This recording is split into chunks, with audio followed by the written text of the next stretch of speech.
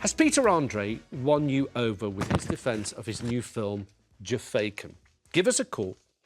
In the film, Peter plays a con artist who has to pretend to be Jamaican to pull off a money heist so he can pay off his grandmother's care.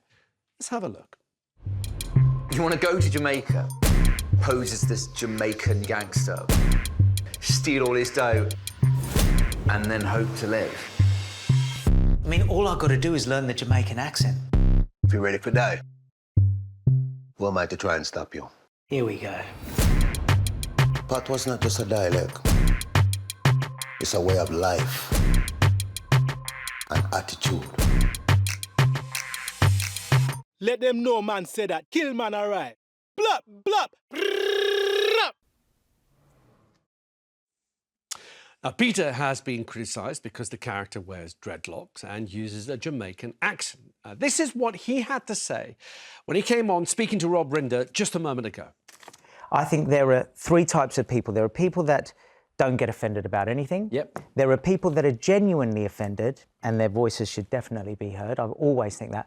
But you've also got an area of people that are offended, but when you ask them what they're actually offended about, they don't know. Now, I'll just explain it from my point of view. I'm a Greek kid that grew up in Australia in the late 70s, showing my age. We were picked on. When I watch a film about someone playing a Greek guy with the curly hair, the big nose, the medallion, the hairy chest, and he's coming up and he's doing the Greek accent, I find that hilarious. If someone is saying something horrific about our culture, I find that racist. So for me, I feel things are a bit muddied. You know, this is comedy. I'm acting in a film. I loved it. It's the kind of films that I loved watching when I was growing up. Now, he spoke about his own experience of racial abuse there, and he went on to explain that he had involved Jamaican actors and producers on the production of the movie.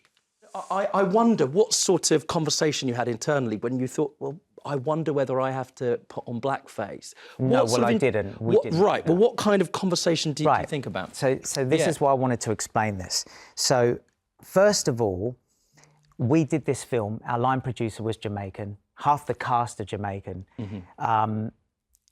Some of the actors are the greatest actors. I mean, Oliver Samuels is one of the biggest comedy actors in Jamaica. Now, if you think we've done this over 2 years, we've filmed with these actors, we've sat there, we've done lines together, we have read through scripts. At any point, had anyone said, this is not right, we would have gone, okay. But when you see the film, and this is why I would encourage you to see the film. I will see the film. You see that it's actually a love story just covered in a heist, and you understand what you would do, what depths you would go to help the one person that you love, and that's what it's about. So what do you make of what Peter had to say there? Has he convinced you? Marvyn, what about you? I just want to hold your hand. Think we're going to fall out, Marvyn? I don't think we are. No, we're going to fall out, but I'm going to be very, very clear. That is one of the worst appropriations of Jamaican culture, of black culture I've ever seen. And I felt like I'd gone back in time.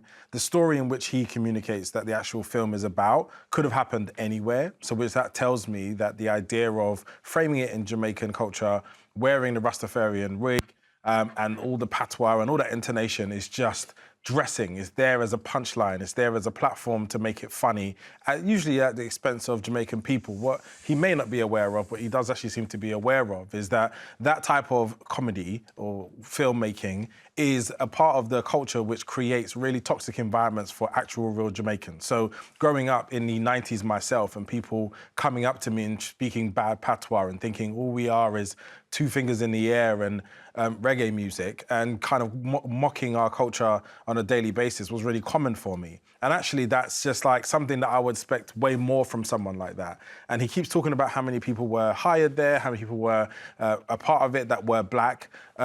Being able to afford to hire people who are minoritized and say to them, oh, I'm going to give you a job, and as a result, I'm going to mock your culture, and then that is a very common power dynamic that is occurring. A real person, a real honourable person would have the knowledge and the wherewithal of what that can create and choose not to do it. I would love to hear a Pierre Andre film about a Cypriot Greek person going to Australia, trying to fall in love with a native Australian, coming up against racism and prejudice like he said he did, and us learning about what that could be like. He has chosen Jamaican culture and Rastafarianism as a punchline to his terrible movie. OK. Carole? Hard to follow that. I think it might be a terrible movie, but not for any of the reasons that Marvyn has just pointed out. As soon as I read it was low budget, and it kind of made me think. He's a 52-year-old guy who's never acted in his life, and acting is a craft, and you can't just learn it in one movie. So that would be my objection to the film, not what Marvyn just said. But, I just wonder if Marvyn understands the concept of comedy. It is about mockery. It is about mocking everything. No subject in comedy is not to be mocked. But if we're talking about stereotyping, it has been in movies for decades. We've seen it with the Irish, the Welsh, the Scottish. We see it with almost every nationality. Look at, he mentioned Greek. You look at my big fat Greek wedding. That looks at a culture and laughs at the extreme nature. It's not cruel about it. It laughs at it. I don't think this film is cruel to Jamaicans. I can't imagine Jamaicans being upset about it. But this is what comedy movies are about. They're about mockery. They're about taking the mickey out of things. And it is not taking the mickey out of the culture. It is taking... It is stereotyping, and we do it all the time. I mean, Eddie Murphy was in a movie called Norbit, where he played a myopic Chinese man. Did I hear people complaining about that? No, I think people did complain about that, and also going back to what did Eddie my big Murphy fat do? He Greek said... wedding that you mentioned. As a Greek, now I have to say I did not find it offensive because it was a good-natured humour. Yes. But I can't speak for all Greeks. And what we can say is that, for example, there's a lot of people, there's a coalition of Caribbean writers, film industry experts who've called the film xenophobic, tone-deaf and culturally violent. Now, they are talking about their culture having seen the film. But Marvyn just said that you give people jobs on a film set and it's kind of a patronising thing to do. No, it isn't. You're hiring local people to be in a movie. I don't think that's patronising at all. My criticism... Sorry, I'll wait for you to finish. No, go on. No, for me, it's just a part of the power dynamic, right? And if I have money and I go into a country that has less and I start saying I'm offering jobs, but you have to mock yourself as a part of it, because people say yes to it, and I actually allow them to do it, it doesn't then make it a powerful expression Marvyn, of the art. do you think there is a subtlety in the way that the part behaves, the character behaves? So I'll give you an example. We were talking, and Yasmin brought it up earlier, said Peter Sellers. The film I think she was referring to is The Party, 1968 film, Peter Sellers playing an Indian actor, he speaks with an Indian accent, has, Indian makeup. Now we look back on that and think hugely inappropriate in today's standards. Does it matter that this is slightly different? This is a character of someone who's a con man who has to disguise themselves.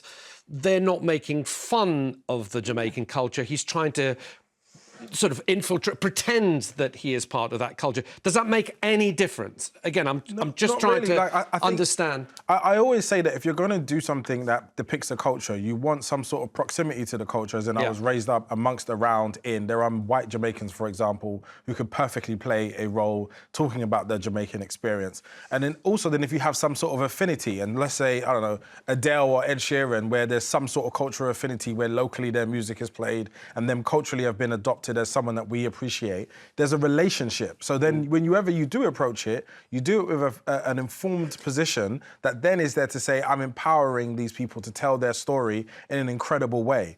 What story is he telling? Who is he serving? This is about acting, surely. You can't have actors don't have a connection to every single role they play, or every concept of a film they play. They're actors, and so they adapt to that concept. You can't be connected to every single thing you are going to act in if you're a film actor. Let's just say for a second I don't have cultural intelligence. Let's just say I'm just a person trying to make some money. If, at the very least, you want to do something where the local people are calling you a hero and really glad that you made it. People are coming out to watch it and be like, this isn't something that I would normally agree with, but you've done it so well that I'm profoundly moved and I want to now come and watch it. And now you're going to at least make money. At the very least, at the worst case, for the person who doesn't understand the nuance, this is not going to happen with this film. Okay. At all. Well, probably because it's not the best film in the world. But do we know? Even worse. Do we know that the Jamaicans were upset by this movie in Jamaica? Do we know offensive. that? Well, you say it is, but you're not Jamaican either. So... I am literally Jamaican. Oh, I literally Jamaican. Fine. Well, I apologise. OK, so you're offended, but were Jamaicans offended around the movie? On the set, off the set, were they offended? Well, we know some were. This coalition of Caribbean writers and film industry experts. That's not the people there in the area where the film was being made, is it? Well, they are part of Jamaican money. Culture. So, look, some people have reacted badly to it, others have not. What we should, I think it's also important to say that, as far as I know I haven't seen it, you haven't seen it, and Marvyn, you have not seen it. I've watched a version of it. And Vanessa was there last night. You can ask her. Get her in. Okay. We'll ask her. Right. Let's speak to people at home. Maria's in Portsmouth. Maria, what do you make of this? Is it culture? Is it inappropriate? Or do you think Peter Andre has given a good account of what he was at least intending to do? I watched what he was saying and what he was doing. He was playing a role. Mm-hmm. And not in a rude way. I'm not an actor, so I don't know how it all works. But he was there to do a job, play a role, and that's what he did. But do you think that there are times where playing a role, so some people, for example, were offended last year when Bradley Cooper was playing a Jewish character without being Jewish. There was extra prosthetics. People play Irish roles that aren't Irish. Okay. Yorkshire roles who aren't Yorkshire. She's right. It's acting. It's been largely condemned that people that do that, because there are actors available from those communities who can accurately display what it is to communicate from that particular storyline. And because so many of those actors were probably underserved anyway, they weren't being given roles because the way that they speak wasn't deemed to be appropriate. So now it's about when you actually have a role where we're talking about a Jamaican story, put Jamaicans in it and centre them. Well, that's the whole point of the movie, Marvyn. He wasn't Jamaican. I'm almost done, promise, Carole. The actual point that he self-appointed himself, because he is the creator of this film, so he wasn't given the role by industry professionals who were like, we need someone to play this. He made this up on his own, which makes it even more worse. What's going on in his mind where he feels that this is an important story get a for him Jamaican to tell? Play the role. The whole point is he's not a Jamaican. He's pretending to be a Jamaican. So it pretend can't. to be anything else. Let me ask you a question. So is it okay for black actors to play white historical roles when it's not okay the other way? It seemed to be racist when it's the other way around. Are they true stories? Well, a lot of them are. A lot of them are set in one? historical times. Well, where do you want me to go with this? Well, what black person has played a true white person in a movie? It has to be a true version. Well, if it's a story, then it's a story. A series like Bridgerton, which was set in a certain period of time in this country, where there would be very few black people who were, say, aristocrats. Where were they?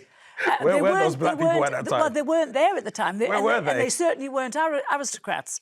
But so it's okay when it's that way around. See, you can laugh at other people's arguments. I don't really agree with it either. Yeah, but the bottom line is, whenever a white actor plays a black role, it's racist. But whenever a black actor plays what would historically be a white role... I don't want black people playing anything other than their own stories. The fact that we're used they do, as they do. I'm saying to you, my opinion is that black people should need to develop their own roles, where they're their own superheroes, rather than Idris Elba become James Bond, make his own superhero actress. There's no need for him to do so. The backlash that he received from doing that, when he hasn't even been offered the role, is a part of the circus. Does everything have to be about your culture and skin colour? Is that as an actor, as an artist, that you honour your influences and you honour the people that you're representing, because the answer will be, yes, part of it is just opinion, and now you have to come and explain yourself, which you can't. But the bigger part is no one's going to watch your movie and you're going to lose a significant amount of money. All right, I'm going to pause you there. Maria, thank you. Let's move on to Robert, who's in Dundee. Robert, welcome to the show. What are your thoughts? Good afternoon. Yes, I just think that as soon as you start putting labels on things, people start moaning, and I think that like you've got Snow White and the Seven Dwarfs. Well, do you have to have dwarfs to play this? Or small people, whatever the term is now. Would you need that? I mean, Yes. This guy was just playing a role. It's a joke and humour. Okay, he's putting stops on humour. Okay, so Robert, going back to that 1968 film, The Party. Have you ever seen The Party? Peter Sellers. Yes. Right. So is that appropriate? Would it be appropriate to make that film today in 2025? A white actor putting on makeup, speaking in an Indian accent, pretending to be, I think in the Party, he's playing the part of a young Indian actor. Is that appropriate? I think in its day it was, because it was in its day, of course, yeah. But I'm saying today, is that appropriate? Today, if it depends on how it's being delivered. I think that there's nothing wrong with why have you got makeup artists in film scripts? On film sets. Because they do the makeup, they do well. You don't get a hunchback. Do you have to have a hunchback to play the Hunchback of Notre Dame? It's just putting labels. I don't like the idea, trans, gay, or whatever. As soon as you start saying this, people moan. Just let people get on with what they want to get on with. Okay, Robert, thank you. Let's speak to Caroline in Edinburgh. Caroline, welcome to the show. What are your thoughts? Oh my goodness, where do I start? Why is Andre getting all this press?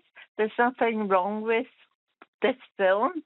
Many films are made and they're trying to tell a story about other people's cultures, their suffering, and what goes on.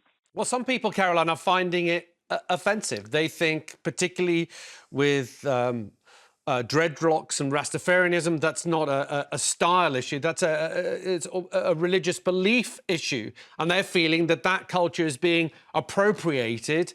And they find that offensive. And these are people whose culture we are talking about. And that's why some criticism has been levelled at the film. But you have to understand about the people and how they feel. Mm-hmm. And it's their way of telling the world about their culture. And if you can understand that, then you're okay. Okay.